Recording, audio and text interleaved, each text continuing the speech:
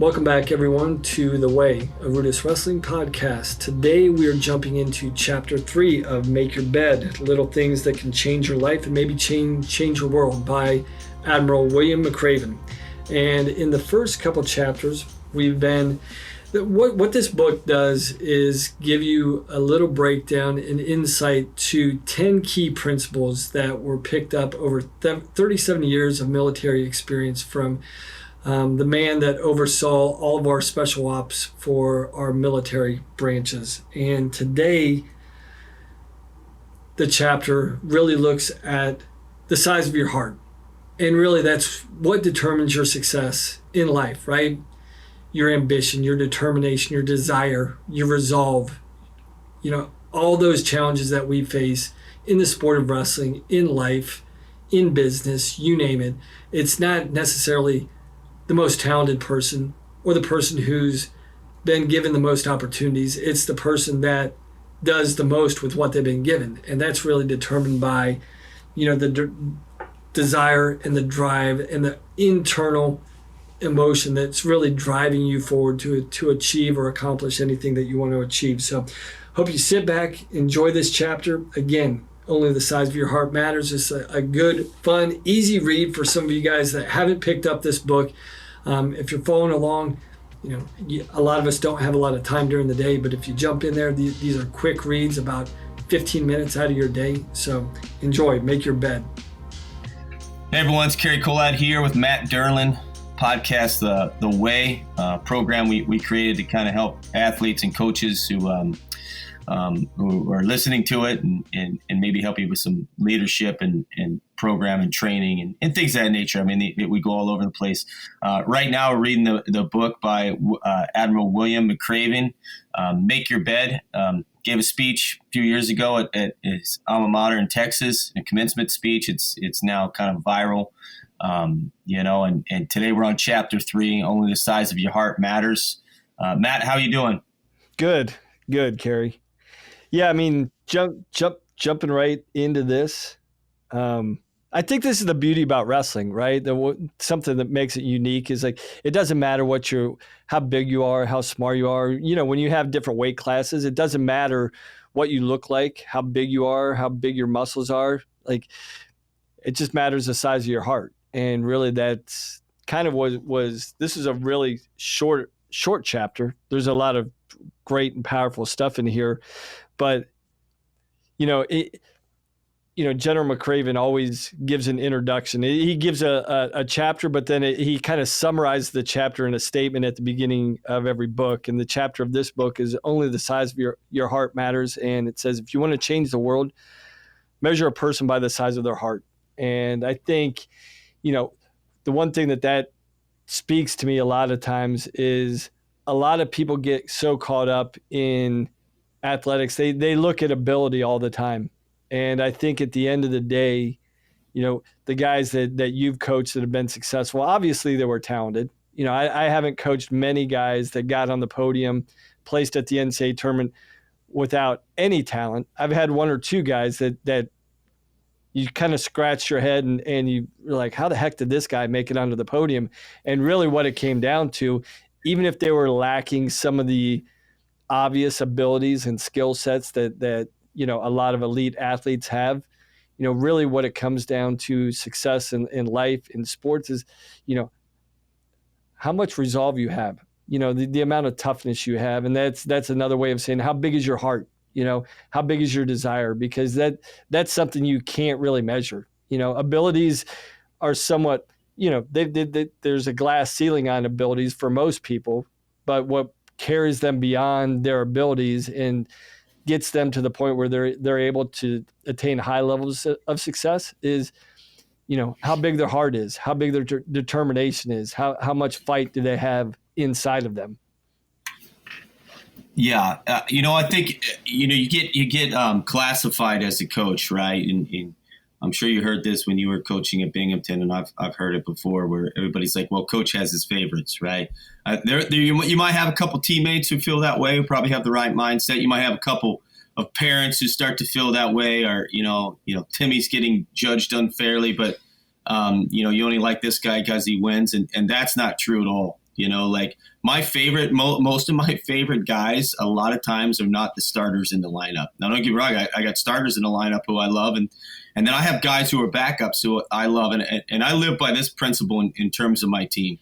Like, you can't go wrong, and I tell this to any coach, you can never go wrong with a hardworking kid, even if he doesn't always have the talent.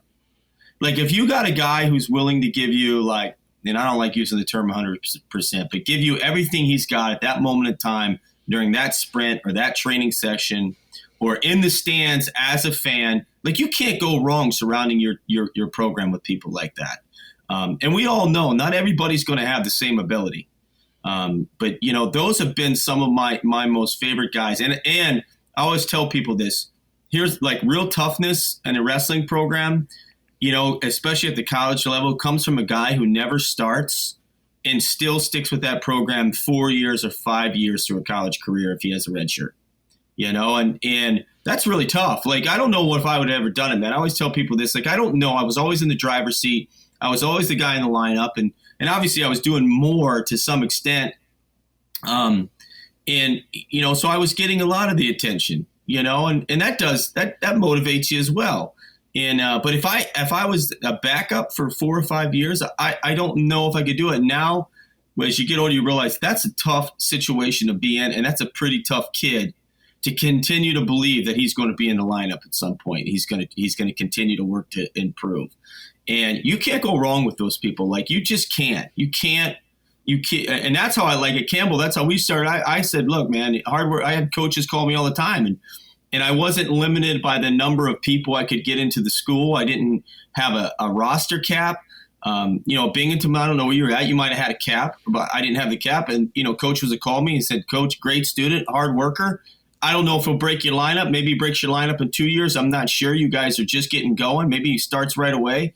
And, we've made a living on that kid now, and that kid is, and those kids are getting better each and every year because of the kids we have still. Yeah, and I think that's the fundamental characteristics that you really have to seek out in recruiting, because there's tons of talented guys, right? But there's not a lot of tough guys. And that's really, when you were talking about, and I never believed in the whole 100% thing, because it's all about the effort that you give.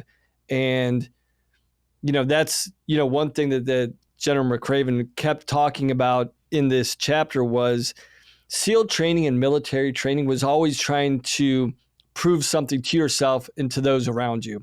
And I think that's a microcosm of wrestling in our training. You're challenging the guys, prove something every day.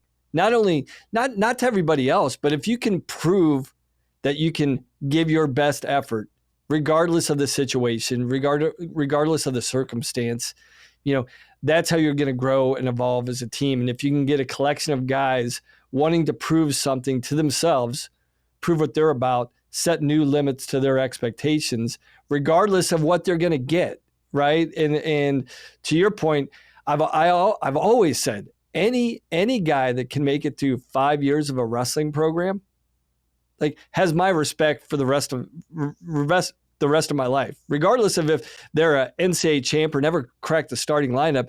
To have the perseverance and the resolve to prove something to yourself every single day, regardless of nothing was promised, right? And so a lot of these guys, to what you were saying, a lot of these guys that are your backup, your second and third stringers, in their heart of hearts, they kind of know that they may never be the guy.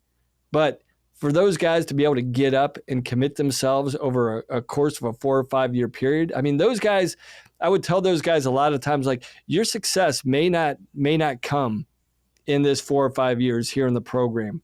But if you apply the same work ethic, the same attitude, try and proving yourself every single day to yourself, you're going to have success for the next 50 years. And ultimately, that's the job of a coach, is preparing your guys, obviously, to achieve something now in the tenure with the program. But if you can get them to buy into that all-in mentality for the course of 40, 50 years, man, that's really where coaching gets worthwhile. When you see guys continue to have success beyond the wrestling mat. Yeah, definitely. I have a couple guys in my program, and I mean, I think we all know there's a lot of guys who have come from the sport of wrestling, and we know we happen to be reading Admiral McRaven's book, who was a SEAL for 27 years or 37 years. They want to be SEALs, and they know wrestling training is the best thing they can do in terms of preparation, to get through buds and get through Hell Week, and then start, sustain the training and keep that mental focus to get through. I mean, I'll tell you a story that, and somebody out there might be listening, because a lot of wrestlers are in the CrossFit. One of my favorite, and I remember this match this day, is Chris Spieler. Chris Spieler, I coached at Lock Haven. He was 134. We might have at that time we might have switched the weights to 133. And Chris hadn't gotten into the lineup, and finally had gotten into the lineup as a senior. And he might have put some time in there his junior year. Chris went on to be like the top 3 in the world in CrossFit. And pound for pound, he would have been number 1 year after year. But, there's no weight category, right, in CrossFit. So he's lifting, he's snatching, 200 pounds or 225, and the guy's walking around at 145. And he's competing with guys 180, 200 pounds. And he becomes number 3 in the world in CrossFit. And we wrestled Penn State. Matt, you might have even been there. I don't know if you might have even been coaching at Penn State during this time. What year was that?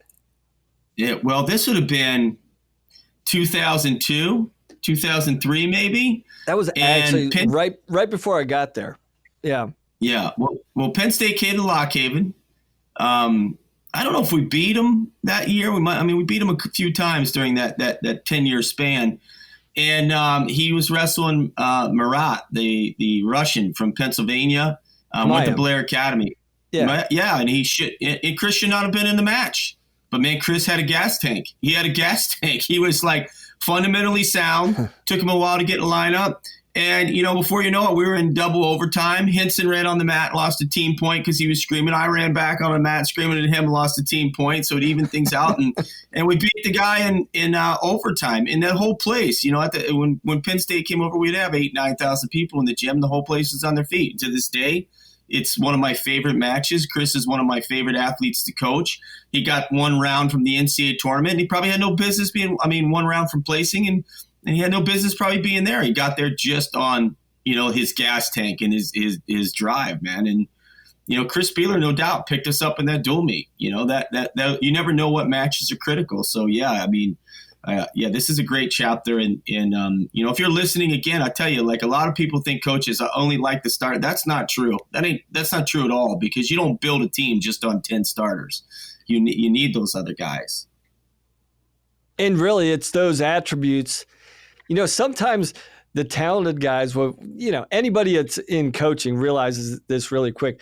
A lot of times the most talented guys are also the guys that you have to manage the most. A lot of those guys that, are self-motivated, self-directed, you don't really have to put them under a microscope that many times because they're always doing the right things. And those are the guys that you really love, because you don't have to think about them. You know that they're doing everything right. And to your point, there's a sense of confidence when when the opening comes for that guy that has done everything right. When his opportunity comes, for the most part, he may not win or lose, he may not win all the time, but you're pretty confident the effort he's going to give, because he's held himself to such a high level all the time. He understands that he doesn't have any wiggle room. A lot of these, the trouble with the talented guys, sometimes they know that they have some wiggle room. And so they let themselves slide here or there. But the guys that sometimes are lacking that obvious ability, they know they have to do everything right, no matter what. And so when when the opportunity comes to them, usually they shine, and that the fight's going to be there, and they're going to deliver the effort that's really going to help the team win or lose, right? Because that's always the most frustrating thing when you have that talented guy and you see him give up in big situations. And a lot of times he gives up because he hasn't set a high level of accountability for himself. And so when he gets when he gets put in the heat, gets put in the fire, he kind of melts. It kind of folds in pressure situation where those guys that are committed to themselves and committed to a certain standard, they're going to go out there and they're going to fight, and they don't know how to quit because they haven't allowed themselves to quit in any other area of their life. And so when they get thrust out there in the spotlight, they only know one thing, and that's to fight to the best of their abilities. And those are the guys, like, looking back, that always have that special place in your heart, that this guy I know for sure did everything right throughout this 4 or 5 years. And you get a level of respect and appreciation for him that you're always going to have that guy, back in 2003 that you remember, that, he's never going to replace, himself in your mind or your heart, because he separated himself in so many great ways for the program. Yeah, definitely. I mean, look, and this may go off a little bit on a tangent, but there's always that characteristic, right? Here's that guy we're talking about. He's going to make good grades. If he makes a mistake, he's going to come to you and say, Coach, I screwed up. He's going to show up on time. He's going to eat right. He's going to do everything right, right? And then when you have those guys, what they say, that, like, what's the saying? There's a small separation between genius and not psychotic, but you know what I mean? Like, they're just out there, right? These top dog guys they're always a little crazy, right? I'm sure people thought I was a little crazy with some of the routines I did and stuff, but they always have that little extra thing that separates them completely from everybody else. It might be a small thing, but there aren't a lot of people who live everything exactly right? If I have to name one right now, and it's because I knew him, somewhat during the recruiting process, and, I've spoken to him and his family, and you just get, like, Jason Nolf, we would say, right? He's done. Jason Nolf was, probably the epitome of good grades, doesn't swear, doesn't drink, does everything right, goes to bed early, right?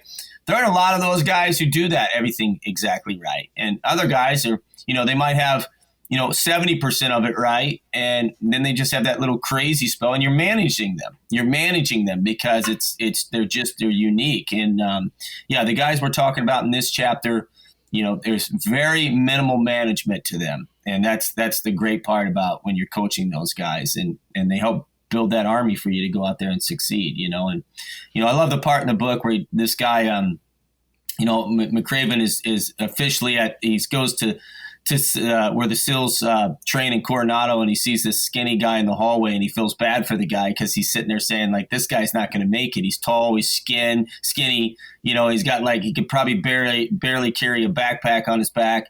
And, and then, McRaven's waiting for his interview, and he walks by, and everybody's, like, in awe of this guy. And come to find out, he was a former Navy SEAL in Vietnam who had already won the Medal of Honor.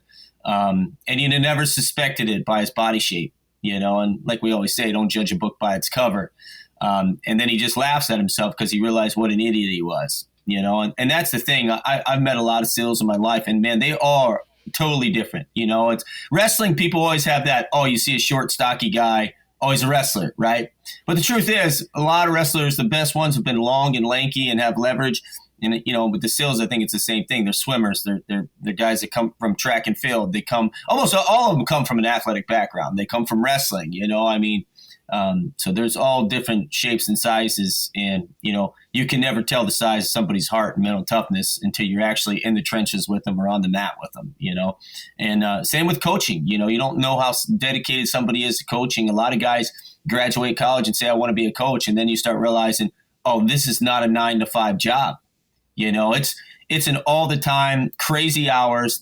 It's always sprinting. You're going to have some downtime, and then all of a sudden, boom, we're back to recruiting. We're back to training. And, and you have to be prepared for that and learn how to not let that non-structured time frame stress you out, Yeah. I would always laugh when people, I'm sure you've gotten this a lot, but when I was in coaching, people would say, so what do you do? And I said, well, I'm a wrestling coach. And they would always follow that up by saying, so what else do you do? And I mean, yeah. I'm like, what do you mean? And they're like, well, you just coach 2 hours a day, right? You jump into the room 3 to 5, then you hit the road, on the weekend, you go compete. You must have the greatest job in the world, right?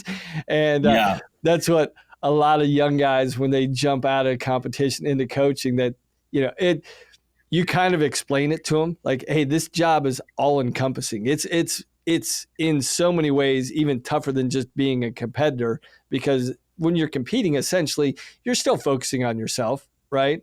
But in coaching, you're coaching every guy. At a tournament, you're wrestling every match. You're wrestling 50 matches a day and going through those mental struggles. And it was always fun to me when that light switch finally went off on, my young assistant's head. Like, holy crap. Yeah, Matt, you're right. This is all encompassing. And it's fun to see them come to the realization, if I want to be great at this, I was a great wrestler, I was a great competitor, but if I'm going to be a great coach, this is the level of all-in commitment that I have to give. And to see, it was always fun for me to see that light switch go off in a positive way. Like, yes, this is for me. This is what I want to do. And, was always valuable. So, yeah, I mean, this was a great chapter. So many really, fun little nuggets to pull out of this. It's the size of your heart, in life, in wrestling, in coaching, everything. It comes down to what's truly inside you. It doesn't matter what you look like, what your color is, what your body type is. You can really determine the measure of your success by the level of toughness that you have inside you, and how much you're willing to challenge your heart every single day. Yeah, absolutely. Well, my takeaway, like I said, if you're out there and you're a parent or somebody that, look, we have favorites. I always tell people that coaches do have favorites, and my favorites are always the guy who works hard. He may not be in a lineup, but don't think he's not one of my guys, and so that's the favoritism. You're doing things right, and you're always showing up on time, and you're pushing. You may not be in the lineup. Don't think you're we get judged. I mean, as coaching, we get judged on the win and loss column. That's no doubt. But that doesn't mean that we favor one guy over the other, But well, Matt, good talk, man, and I'll talk to you next week, and we'll continue pushing through. Again, we're reading the book "Make Your Bed" by Admiral William McRaven, who was a Navy SEAL for decades and led SEALs, and so if you want to pick it up and follow along. All right, Cary, we'll talk to you next time.